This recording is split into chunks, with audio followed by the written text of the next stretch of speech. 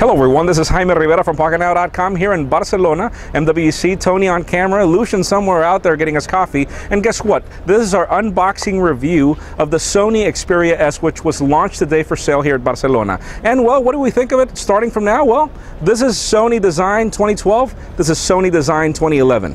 There's a huge difference. Let's talk about it.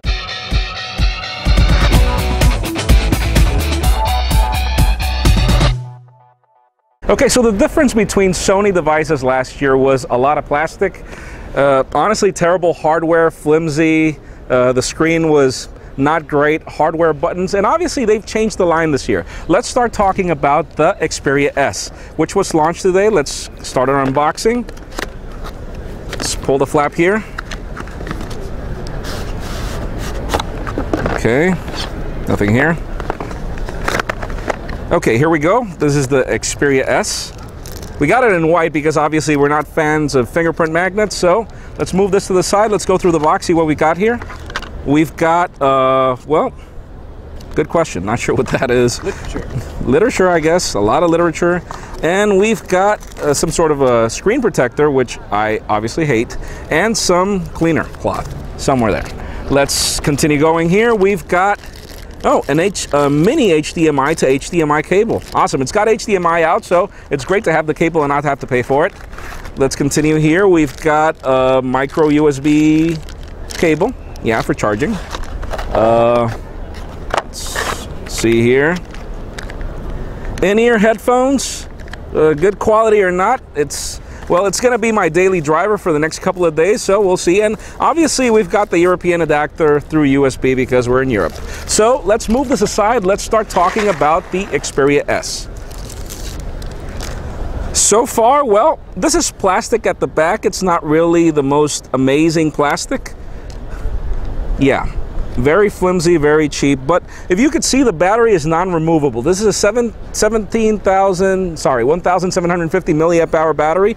Micro SIM jack right here. We've got a 12 megapixel camera with a LED flash, and this is the X-More-R sensor camera. It's a great camera, apparently. We'll see about that. And kind of funny, they're branding this as a Sony, and wow, this didn't snap in well. Let's try to snap it back. Here we go. And we've got the old Sony Ericsson logo there, Xperia here. And we've got this sort of transparent, I'm not sure if you can see this. Let's try to put it here, but you can see that this is transparent on each side. Obviously, we've got this plastic here. Let's peel it off. We've got a front-facing 1.3 megapixel camera. We've got a 720p 4.3-inch display, and as it mentions in the box at the bottom, it's got the Bravia engine, which helps with contrast and everything. It's a PlayStation certified phone, so we've got the Adreno GPU included. 3D sweep panorama for photos, I imagine. X-Loud enhanced engine for audio. So this sort of a chrome strip, it's got these three little points here, which are actually capacitive buttons. And well, at the bottom we've got pretty much a lanyard hold. To the side we've got the micro USB connector. It's covered, which is kind of nice. Some people like it. Power on, power off button, 3.5 millimeter headphone jack, the speaker.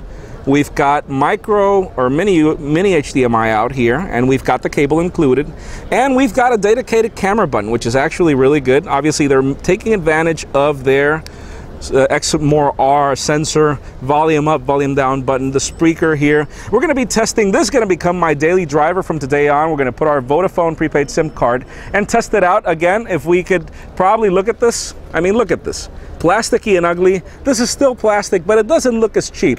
Obviously, we're going to be comparing it to other phones. You already saw our comparisons in the PR booths and everything. You already saw our hands-on, and now we're going to tell you if the phone is worth buying or not. So, Tony on camera, Lucian at the back.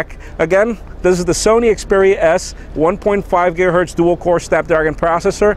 Forgot to mention also 1 gigabyte of RAM, 32 gigabytes of onboard storage. It cost us 600 euros, which is about $750, somewhere around there. Is it worth your hard-earned cash? We'll tell you now.